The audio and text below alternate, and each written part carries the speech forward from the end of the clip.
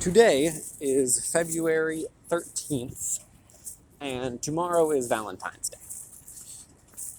I actually got off on time today, but it is still pretty dark by the time I get out because it's my manager's 30th year anniversary with the company. And I wanted to write something, well, they asked everyone to ask. They asked everyone to write something down. Something of appreciation or of note. And I didn't want to write anything generic. I hate writing generic things when I believe that if you don't have anything, if you can't say something original, don't say it at all. Don't say anything at all. Or, I guess that's not exact. I mean, like, if you're going to make a birthday card for someone and you're just going to say, happy birthday, just don't write anything. I like heartfelt, I like messages with meaning. If your message has no meaning and is just words, then don't write the message in the first place. It's better to not have the message in the first place. Personally, that's just my thought. So I was waiting, thinking around for something to come into my head, and I ended up writing about just the appreciation for the opportunities he's given me and continues to give me. And in fact, my lack of something to write about. It wasn't much, but it was more than nothing. And it was more than happy 30 years. Thank you for hiring me. A good bit more than that. I'm tired. I want to go home. I want to play some games tonight. You know, most of the time, I go home and I end up playing some games with some friends just because they're up late and I'm up late. At least later than my parents. I like to stay downstairs with my dad and my stepmom, as long as they're down there. And they go to bed at about 8:30. I don't really go to sleep until 10, so I stay up with my friends. And it's kind of just natural course. I end up playing games because they want to. You know, sometimes very rarely, we'll just sit and watch YouTube videos together or listen to music. That one's happening more and more often. But today, I'm actually particularly in the mood to play some games. Not sure why, though. I'm not sure why. One of my friends, the other day, was talking to me about these like conventions. And you know the type. Just stereotypical, smelly people who are obsessed with anime kind of conventions. And she went to one, and she was saying, next year, she wanted to go up as this character from a book I've read. I guess I can't say book because it's a manga. Technically, it's a picture. But I wish they made a proper book out of. It's called Berserk, and I wish they made a proper book out of it because it is the only. It is the only. It is one of two. Sorry, it is one of two. Berserk and Vagabond are one of two pieces of media to come from Japan in the form of manga that I believe are just genuinely good stories that anyone can enjoy and anyone should enjoy. Vagabond is all about the struggle against destiny, and it's about a lot, but that's the big centerpiece. It's struggling against destiny, making your own path, and persisting on no matter how much you may suffer, no matter how much suffering it brings you, continuing along just for the sake of continuing. And Vagabond is about Miyamoto Musashi, who is like a traveling samurai. He is a writer. He was a few things. He was a very influential historical figure, I'll say, in Japan, I believe. I don't know. I don't know a lot about Japan, or anything for that matter, except I knew about Musashi before I knew about anything else regarding Japan. and I don't really know anything. I don't really know anything else regarding Japan. So I wish those were adapted into proper books so that everyone can accept and experience the story without that stigma, because it's lame. You don't want to be a 30-year-old man reading a comic book, but it is an amazing story. Maybe I should do that in my free time. Write a proper book out of Berserk, because I remember speaking to my mom about it, because I was obsessed with Berserk for a while, and I was talking to my mom about it, and she expressed her dislike for the fact that there was no proper book and there wasn't some kind of like live action adaptation, because she is a grown damn woman in her 50s who's not going to be reading a comic book or watching an anime. But as I explained the story and the events, she seemed incredibly very interested in it. That's why I wish there were proper books so that that story can be open to new mediums, to new people. Honestly, Berserk and Vagabond are the only ones I know that are actually worth that.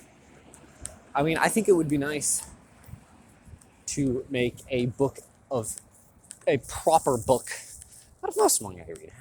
Action stories, fiction, they're always nice, but if anything, Berserk, because Berserk is a wonderful, wonderful tale story. And I think one of the first, I could be very wrong on this, I think one of the first, or at least the most popular among the first pieces of literature to use dark fantasy, which is like Lord of the Rings, all of the nitty-gritty, terrible things that come with living in a world of monsters and fantasy. And it's pretty cool. It starts off as a kind of like medieval. I believe the term. I've never looked into this past like middle school when I first heard it, or elementary school actually. The term that my teacher used was realistic fiction, a story that could happen in the real world, but is not a real story. So it could have happened in the real world. It's about it starts out as something that could have happened in the real world. A child soldier who ended up going through from mercenary bands because never knew his father. His mother was dead.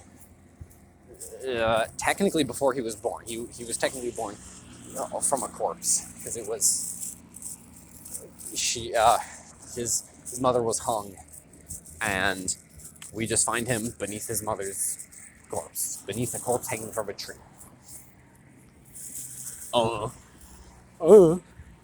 And it starts off, and it's always dark and gritty, and it goes from that to dark fantasy, and then it goes to high fantasy, which is, stuff like centaurs and elves and that sort of thing, and little spirits. And then right around now, as the story is going to come to a close relatively soon, and I say that as in within the year, this thing, I don't know how old it is. Man, it's significantly older than me. It's older than 50. That's why I say I can't really say that it's one of the starts of the dark fantasy, but it definitely was one of the key components to popularizing dark fantasy. Because I think it's only around like 50 years old. It's like a 50-year-old story. Plenty, even though it's a comic, essentially. Plenty of story to make a proper book about. Especially with how much books need to describe the scenery to explain. And there's a lot of... I don't know what I could do a lot more with a book, with a proper book. And that story can reach new mediums. That'd be a wonderful thing. And where it is now, it seems like it's going back into dark fantasy as we reach the conclusion.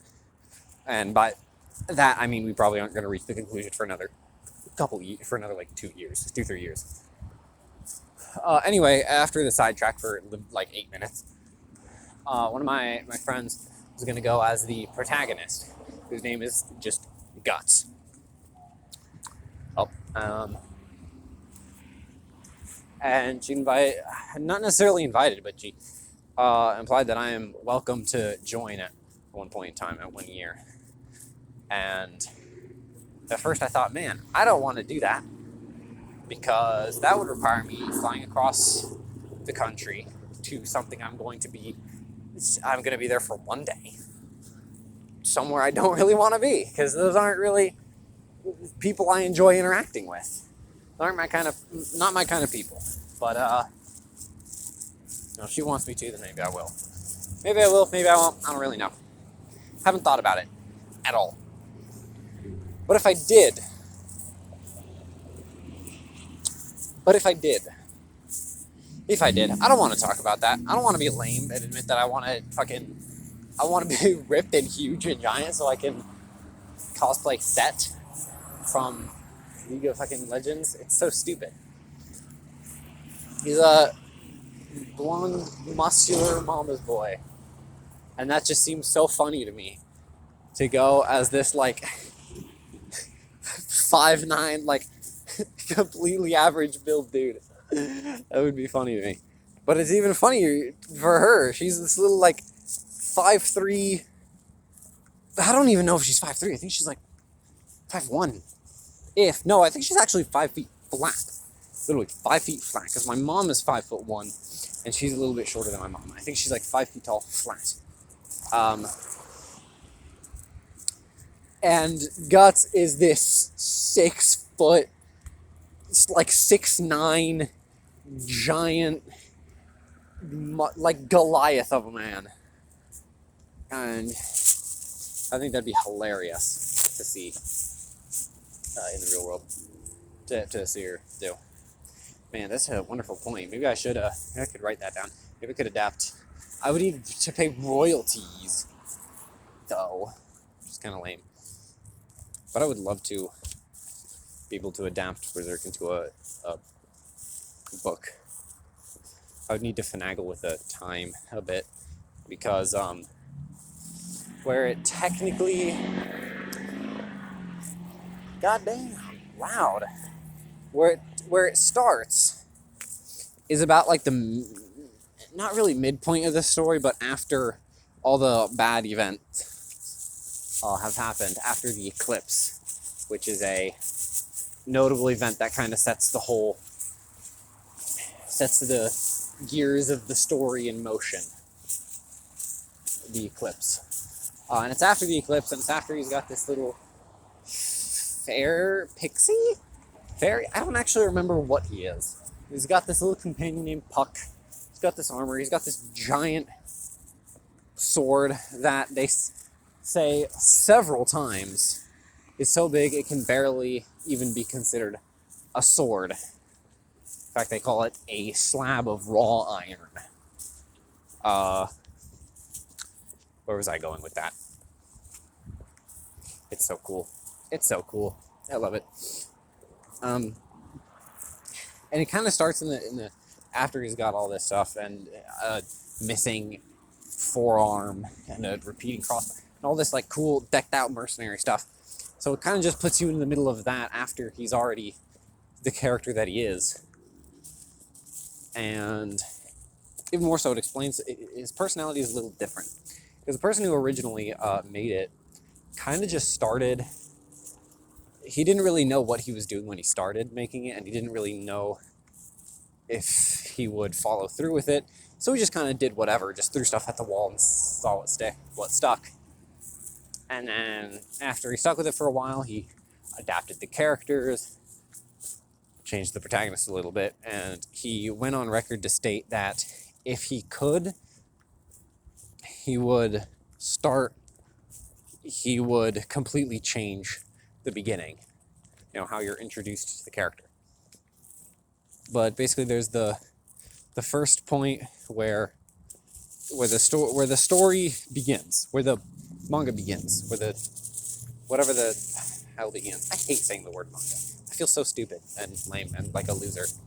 But it really is a good story, despite that. And it starts with introducing the character as he is, as this gritty, edgy dude who is walking a solitary path of suffering and all that. And it introduces you to these inhuman monsters that he fights, and dips a little bit into how he's not even like, at the beginning of the story, he's not even this like anti-hero. He's just a bad person who's only in it for himself and will only ever help someone if it benefits him directly, and not as in, oh, I'll do this if you feed me. It's as if, I mean, in the first, at the beginning, when you first are introduced to him, the whole thing is there's this corrupt count who is constantly getting his people to give him sacrifices of... Sorry. I almost ran straight in front of a car because I thought I had the right-of-way, which actually I did have the right-of-way in that situation as a pedestrian, but, you know, whatever.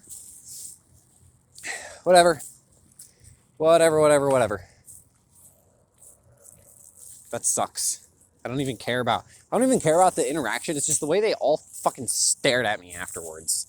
It makes me pissed. You're the ones who were fucking violating traffic laws. Why the hell are you looking at me like that? Anyway. God, that annoys me beyond belief. You're gonna do something wrong, and they're gonna look at me like I'm the one doing some fucked up shit. What the hell's wrong with you?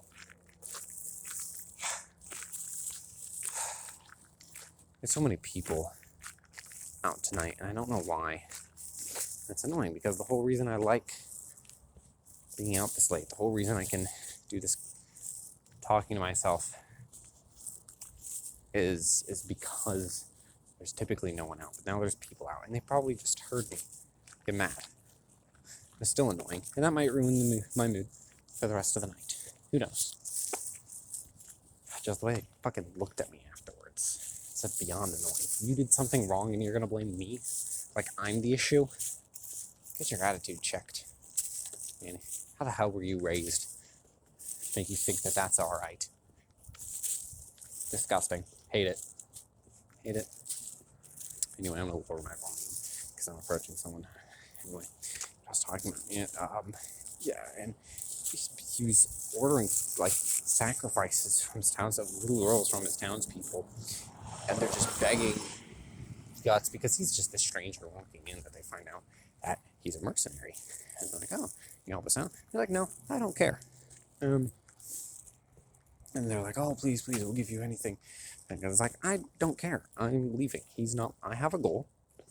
He's not my goal. So I don't care. You guys solve your own damn problem.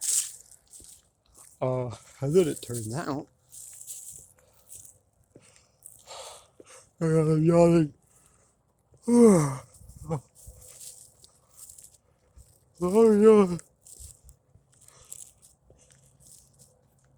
yeah. Long yawn. And I still feel the need to yawn. I don't know.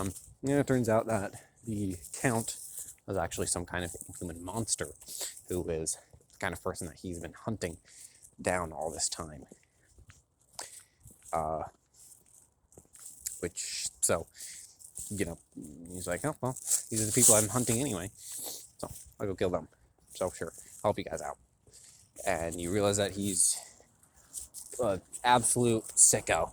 He's absolutely messed up in the head. He is ravenous, he is monstrous, he is berserk, as the title implies. That's a recurring statement they find, is that when he's fighting these inhuman abominations, at times he seems less human than these things do. That's a recurring statement. That's same with the slab of raw iron thing. I don't know where I was going with this. I was just fanboying for a bit. It's super cool, and I wish there was a proper book out of it. Oh yeah, and then after that, you're kind of dropped into when he was born, to his upbringing, to all the way up until the events of the eclipse, which sets the story in motion. Which is what sets the story in motion. And then after the eclipse, and then a little bit after the eclipse, and then you're just dropped into what's his name? Now he's got this weapon. He's got this. Everything is mostly consistent. Actually, you could start from that part from the beginning, from where he was born, and the only thing you'd really be missing out on is where his little elf guy, Puck, his name comes from. And man, it's another critique. If it was written in a book, you would see a lot less of Puck. Because Puck, when he's introduced, he's this little elf, fairy. He's a fairy.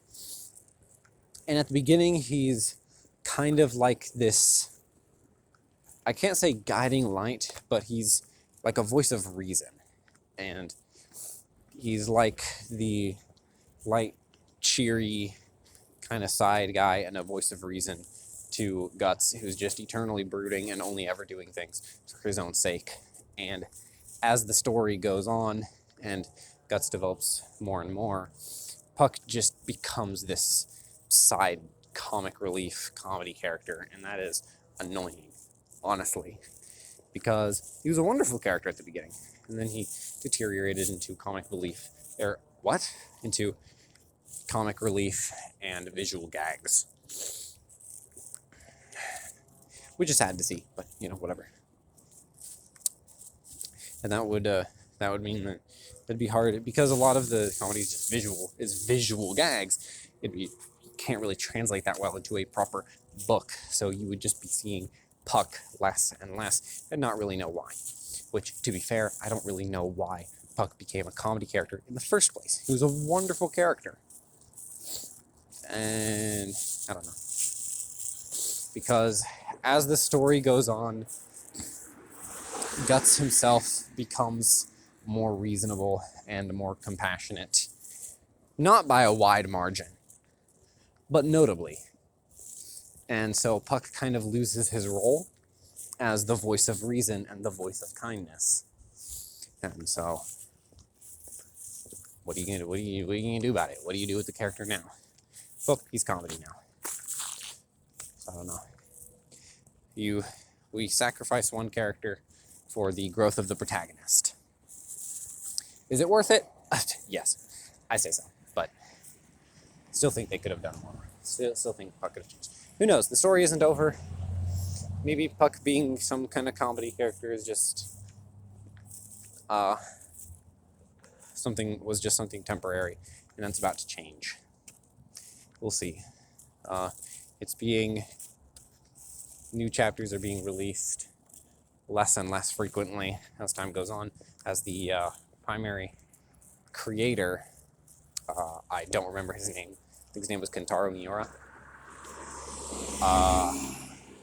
Turn signal. Please be a proper turn signal and not like a lying, baiting turn signal. Okay. Because I know people along this road will turn on their turn signal to turn down a certain road, and then they just won't. And I almost got ran over once on a bike, once just walking down the street because of that. People who drive here, man, I don't know. Oh, this is still going. Going for a bit longer than it's going to end around here soon, momentarily. I don't remember. I don't even remember what I was saying. But I said at the beginning, man, you've no idea what I'm going to talk about. One day I talked about friends, one day I talked about science, one day I talked about theology, I think I talked about religion, I don't know. or maybe that's something I want to talk about. And then now I just spent the entire time rambling about a story that I wish was a book. You never know what you're going to get. That's part of the wonder that I share with no one. But I share with myself. So that's someone. Maybe it's multiple someones. You know, maybe the me and myself is a plural. Me, myself, and I. 3 different people. Maybe the conscious me that's responsible for deep thought is a completely different individual from the me who's just surface level and comedy and talked about a story he really liked. Maybe they are different. Maybe they're the same. I don't know. I'm not really thinking. I'm not in the right headspace to even think about that right now. I just can't, as much as I try and force myself. I feel silly today and dumb, and I feel like a kid. So I want to go home, play some games with my friends, and relax. Don't want to think too much. Completely different from how I usually am. Usually just thinking and sitting in my room, and I just don't know what to do with the remainder of the time before I go to sleep. So I hang out with my friends and do whatever they want to do. Now I actively want to be silly and not think about anything serious. Maybe it's because I had a good day at work. Maybe. I had a very unbusy day at work. I had a lot of time to myself, which one would think would make you think a lot more. Typically, that's what happens to me. But no, not this time. Wasn't really thinking about anything. Just being. Whoa. Wasn't there a whole bunch of shrubbery around here? There's a whole bunch of shrubbery that was there when I left. Now it's gone. That's interesting. Why would they get its work done in the afternoon instead of in the... Well, I don't know. I know in... Well, not even, because I left around 1-ish. Yeah, I want to work in the middle of the day. Probably so that it's warmer. As opposed to, in Florida, in other states, in hotter states, you want to do it in the morning. Bright early in the morning. So there aren't too many mosquitoes or bugs, and it's still a bit cool. If you wait till the day, well, A, it's probably going to rain. B, it's way too hot to do proper work. And if you wait till the afternoon, well, now you're on a time limit before the bugs start just tearing you up. Which is why you have to get work done in the morning, or not at all, or just grit through it, like me. I've mowed the lawn in the rain. I love mowing the lawn in the rain is fun. Man, I've mowed the lawn in the afternoon, because that was basically the extent to what it was trimming hedges and mowing the lawn was the extent to the yard work. Because that was the extent to the yard work that had to be done, to be honest. It was fun. Man, I love